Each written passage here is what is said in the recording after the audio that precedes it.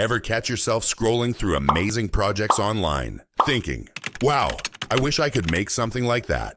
Then you close the tab and go back to watching videos, promising yourself that someday you'll create something awesome too.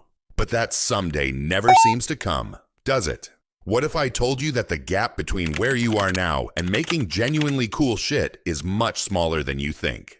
The truth is, the people creating all that impressive work aren't magical beings with superpowers. They're regular people who simply started, stumbled through the messy middle, and kept going when others quit. Today, I'm going to break down exactly how to go from dreaming about making cool shit to actually doing it. No fluff, no empty motivation, just practical steps that work in real life. Everyone says just start, but that advice is practically useless. Starting isn't the hard part. Continuing is. The problem isn't lack of inspiration, it's that most people have no system for turning that initial spark into finished work. Let me introduce you to the concept of minimal viable creation. Instead of trying to make something perfect, aim to make something small and complete. Take Marcus, who spent 2 years planning to write a novel. When he finally shifted to writing just 300 words daily on any topic, blog posts, short stories, whatever, he completed his first actual book within 6 months.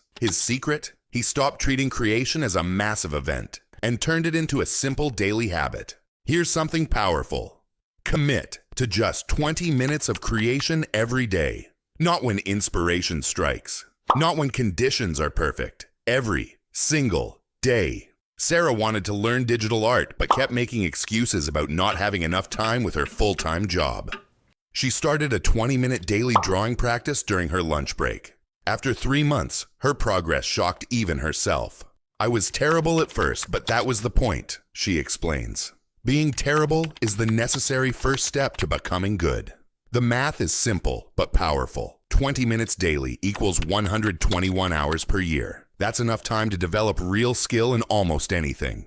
Your brain is hardwired to protect you from the pain of failure and judgment. That inner voice saying, "This sucks," isn't trying to help you create better work. It's trying to get you to stop creating altogether. Jason, a software developer, kept abandoning projects halfway through because they never matched his vision. His breakthrough came when he adopted what he calls the shitty first version approach. I give myself permission to make something terrible first, he says. Once it exists, I can improve it. But you can improve what you haven't created. Try this. Set a timer for 30 minutes and create something with the explicit goal of making it bad. Seriously. Try to make the worst song, the ugliest drawing, or the clunkiest piece of furniture. You'll be amazed at how this liberates your creativity. The internet is full of people obsessing over equipment, software, and materials. But here's the truth. 90% of what makes something cool is the idea and execution, not the tools used to create it. Dave wanted to start a podcast, but spent 6 months researching microphones and editing software. Meanwhile, his friend Layla started recording on her phone, editing with free software, and published 24 episodes in the same time period. Today, Layla has 10,000 listeners, while Dave still hasn't recorded episode 1. Use what you have.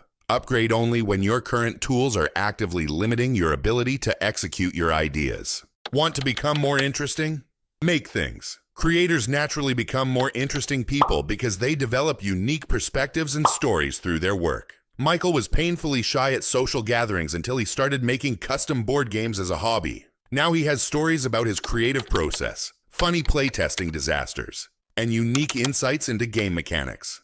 People are drawn to him because he brings something unique to conversations. When you create, you automatically stand out in a world where most people only consume. Everything is a remix. Every cool creation builds on what came before it. The secret isn't creating something 100% original. It's combining influences in a way that feels fresh. Emma, a jewelry designer, was stuck trying to create totally original pieces until she embraced inspiration. She started combining elements from architecture, vintage fashion, and natural forms. The result? Pieces that were uniquely hers while acknowledging their influences. Keep a swipe file of ideas, images, and concepts that speak to you. When starting a new project, mix and match elements from different influences to create something that carries your unique fingerprint. Many creators never share their work because they're waiting for perfection. Instead, follow the show 10 people rule. When you finish something, show it to at least 10 people, regardless of how you feel about it.